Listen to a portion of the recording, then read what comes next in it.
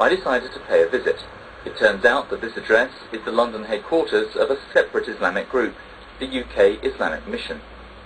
What I want to ask you is whether you recognise this document as a receipt that says Euston Mosque, but it says your address, 202 North Gower Street, London NW1.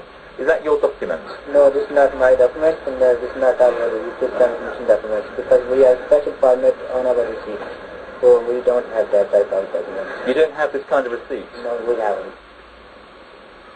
To explain the discrepancies, Policy Exchange argues that either the mosque and the UK Islamic Mission building are in fact affiliated, or that there is a prayer room in 202 North Gower Street, which users refer to as Euston Mosque.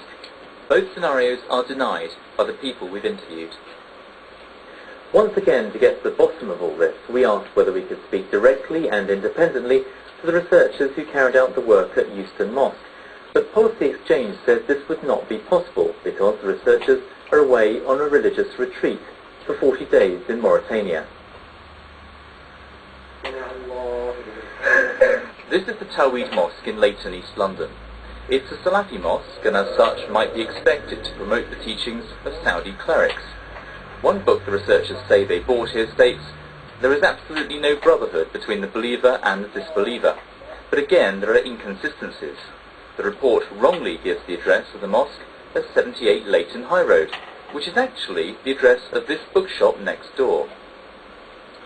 You have to ask the bookshop or ask anybody at the mosque that it has absolutely nothing to do with that. It's totally misleading and inaccurate information. In fact, we're considering legal action over it because this has the potential to damage the good name and reputation of our mosque. Researchers provided 2 receipts for the books. The first is from a standard numbered receipt book, and we've seen the carbon copy, so we know it's genuine. It's handwritten in the name of Tawhid Islamic Centre, and it gives the bookshop's address. But we're told that researchers were sent back to get a duplicate receipt on headed paper. This second receipt, which is printed on an inkjet printer, was in the name of Tawhid Mosque and Islamic Centre. The word mosque has been introduced. We also noticed that the handwriting on this receipt is very similar to the handwriting on another receipt, which researchers say they obtained from the Muslim Cultural Heritage Centre 10 miles away. Policy Exchange insisted that the 2 receipts were written by different people, so we showed the handwriting to Kate Barr, the forensic document examiner. The significant similarities, one of the nice ones was the T, that's a good example. It's done with the vertical stroke first, coming up and doing the horizontal stroke second. Other nice features were the G, which has a very long downstroke, especially in the one in charge. Other features of significance, it's mainly block capital writing, but the eyes have got dots on them. In my opinion, I think there's strong evidence that they were written by the same person, and I consider it unlikely that they were written by more than one person. If 2 receipts from 2 different mosques were written by the same person, it's highly likely that some kind of deception or forgery has taken place. Policy Exchange categorically told us that they're satisfied the researchers did not fill in their own receipts and that they are genuine documents.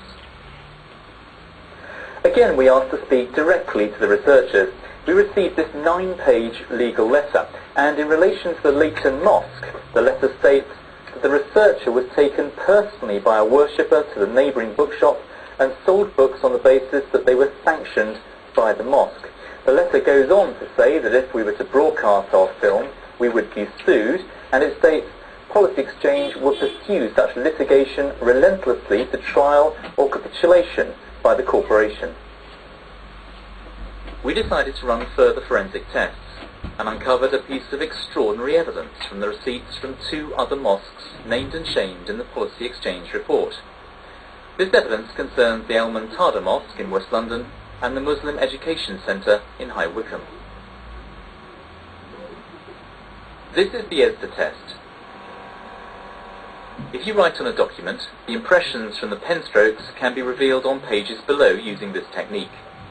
An electrical charge is induced and the impressions caused by the writing on sheets above will appear as black lines. So what I'm doing is overlaying the ESDA impression on the writing. I think it may have caused those impressions. So as I reveal the match between the writing and the As you're pulling impression. this bit of paper away, you can see the exact match. You can see that, yes, that the writing and impressions are an exact match, one to the other. How confident are you about that? Every time you write in a slightly different manner. So the fact that you can match up exactly the writing with the impressions means that these impressions must have been caused by this writing. You're 100%. I am, yes. And what does that actually mean in terms of these receipts? Because the other receipt is this one here from Ventada and West in Parsons Green. What it means is that the Muslim Education Centre invoice was resting, probably at a slight angle, on top of the Al-Muntanda Mosque receipt when it was written.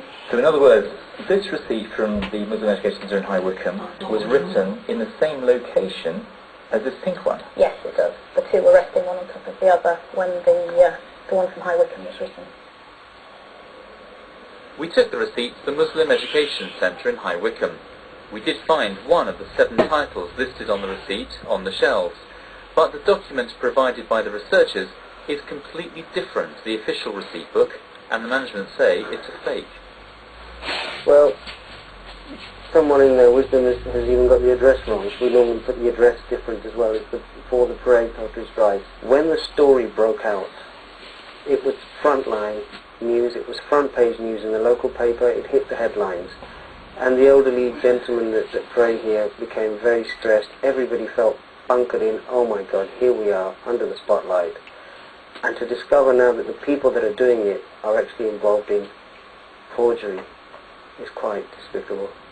Well, they forged the receipt, so I would now even question whether they even came here, because we would query that. The books on the shelf.